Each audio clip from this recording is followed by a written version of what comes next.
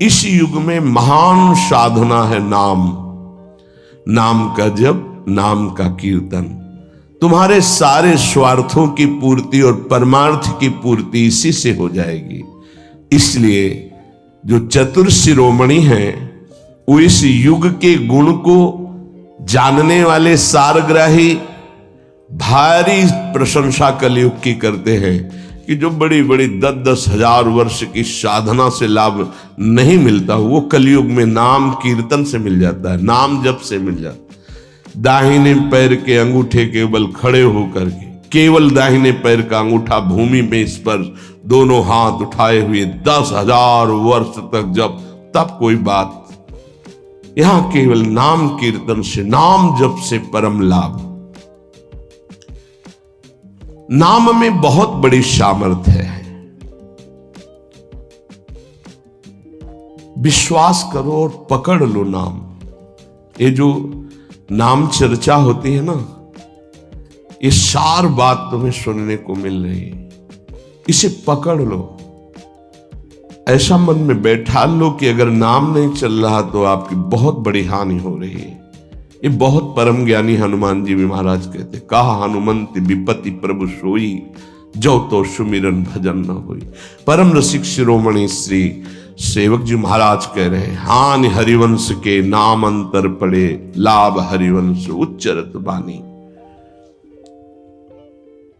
उनकी जिह्वा बड़ी पावन हो गई है जिनकी जिह्वा में नाम चल रहा है। कोई भी हमारे प्रभु के विविध नाम हैं, मुकुंद माधव गोविंद राम कृष्ण दामोदर हरि, जो भी जिनको प्रिय है, जो गुरुदेव ने दिया है। जैसे अपने वृंदावनवासी राधा उपासी तो राधा राधा राधा राधा राधा, किसी की नहीं सुनना, कुछ नहीं सुनना। क्या महिमा है हमको ज्यादा ध्यान नहीं देना, हमें ध्यान देना है जप में अपने आप महिमा प्रकाशित हो जाएगी। नाम का प्रभाव तब समझा जाए कि अब रंग ला रहा है जब नाम ऐसे हो जैसे हम पुकार रहे हो। राधा अंदर से निकले, आंखों से अश्रु निकले, रोमांच हो जाए, हृदय गदगद हो जाए, पूरा स्वर निकलना मुश्किल हो जाए, नाम निकलना, ये है इसका फल। एक भक्त ऐसे रस में डूबा हुआ है नाम के, तो एक दिव्य तेजमयी शक्ति सामने आती है। वो पूछता है, का तुम, कौन हो तुम?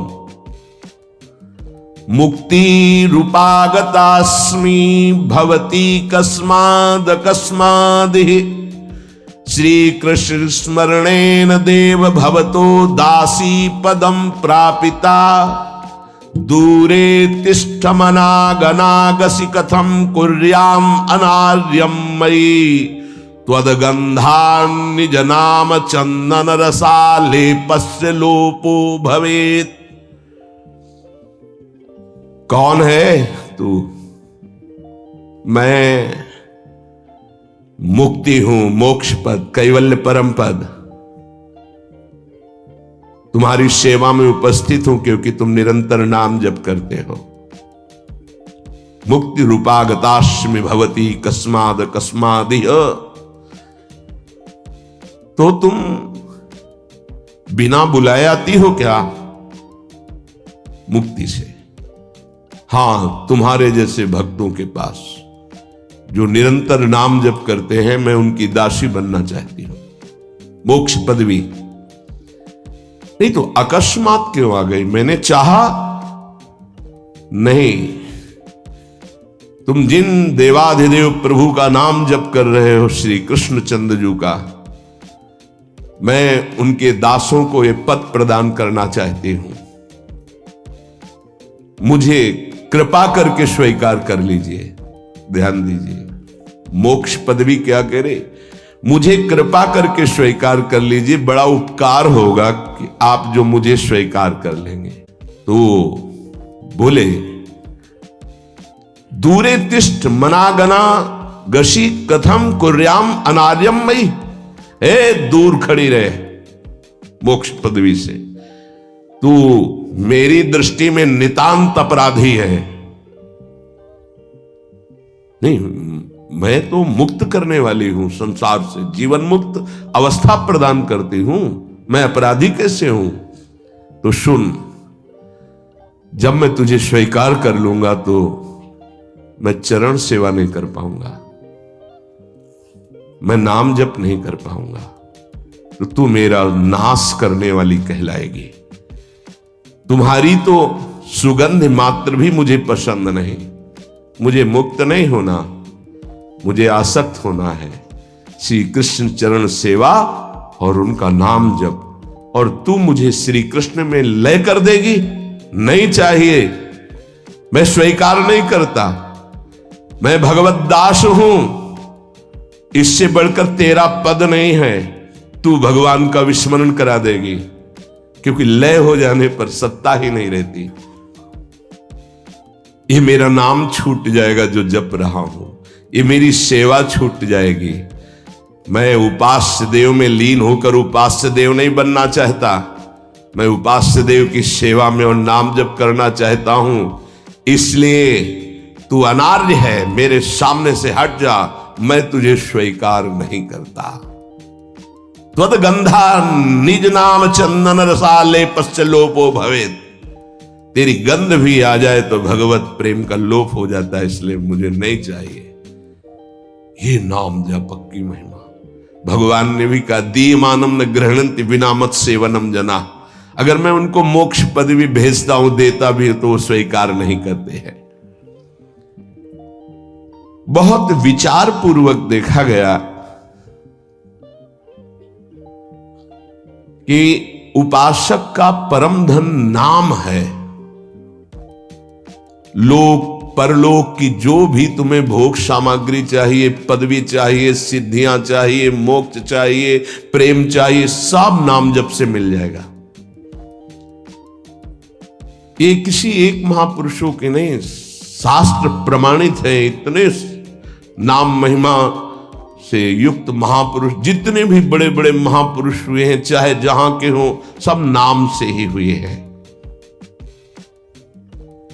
सुलभ से सुलभ परमार्थ का सहज साधन और सर्वोपरि साधन निरपवाद रूप से समस्त महापुरुषों ने स्वीकार किया है नाम।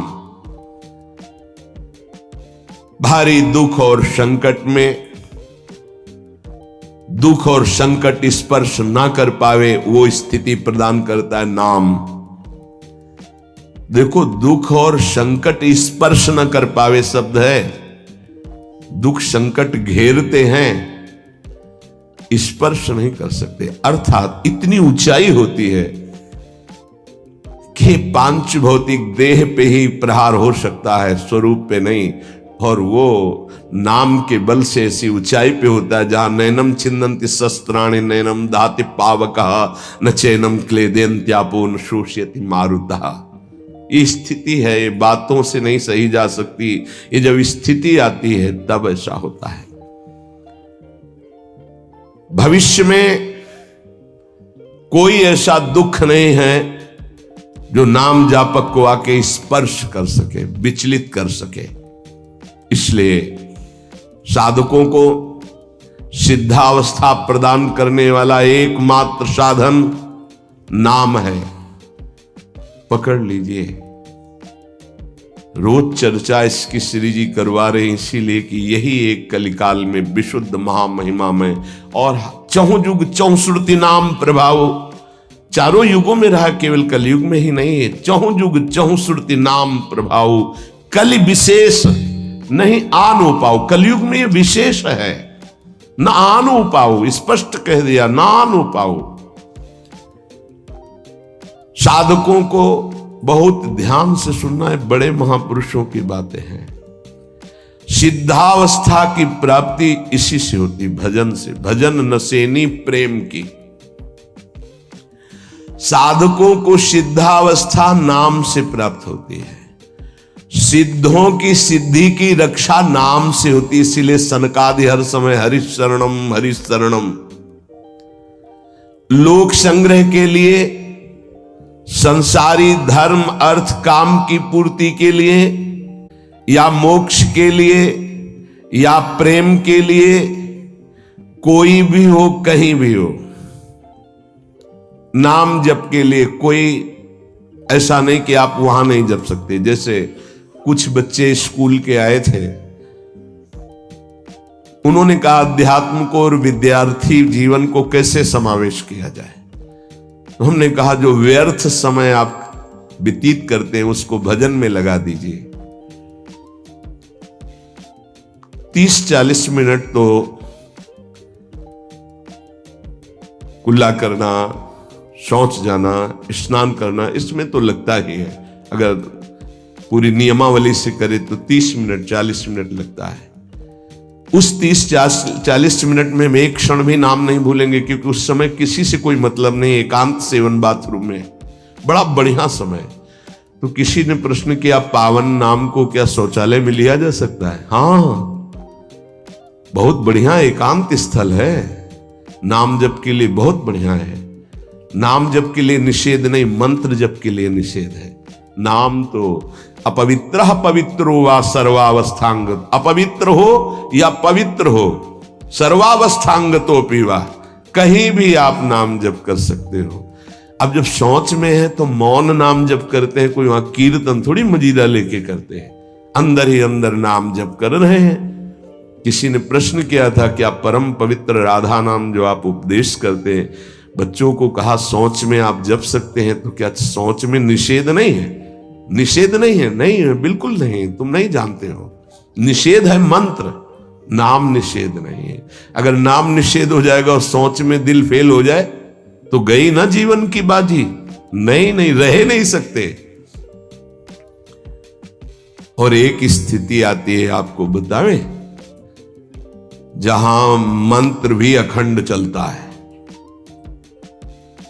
इसका हमें शास्त्रों में जो प्रमाण मिला तो सदैव यही मिला कि मंत्र को अपवित्र स्थिति में कभी उच्चारण नहीं करना चाहिए। पर एक हमको जब स्वाध्याय में ये पहली बार हमें मिला, तंत्र सार नामक ग्रंथ है, उसमें मिला कि यदि साधक की ऐसी परिपक्व अवस्था हो गई है कि मंत्र रुकता ही नहीं है मानसिक, तो इसमें पाया गया कि असुचिर्वा शुचिर्वापि गच्छंस्तिष्ठं स्वपन्नपि मंत्रैक शरणो विद्वान् मनसैवं सदाभ्यसेत् न दोषो मानसे जापे सर्वदेशेऽपि सर्वदा जपनिष्ठो द्विज श्रेष्ठो खिल यज्ञ फलम लभेत। बहुत वर्षों से अभ्यास हो गया मंत्र का, मंत्राकार वृत्ति है, अब वो शौच में बैठा है, वो जप नहीं रहा, उसकी वृत्ति ही मंत्राकार है। मनसैवं सदाभ्यसेत, उसने मन से सदाभ्यास किया है, अब मन मंत्रमय हो गया है, शरीर से शौच हो रही, वो मन मंत्राकार है। वैसे पीछे तक ये था कि मन मानसिक भी जप मंत्र का नहीं, ऐसा ही अभ्यास। ये जिस दिन मिला बहुत युद्ध करना पड़ा, जो मानसिक एक अभ्यास, उसमें बताया असुचिर व सुचिर वापी, अपवित्र है या पवित्र दशा में है, गच्छंस्तिष्ठं स्वपन्नपि, वो चल रहा है या बैठा है, किसी भी स्थिति में लेटा है सैया पे, मंत्रैक शरणो विद्वान मनसैवं सदाभ्यसेत्, उसका अभ्यास है तो सदैव उसके मंत्र चलेगा।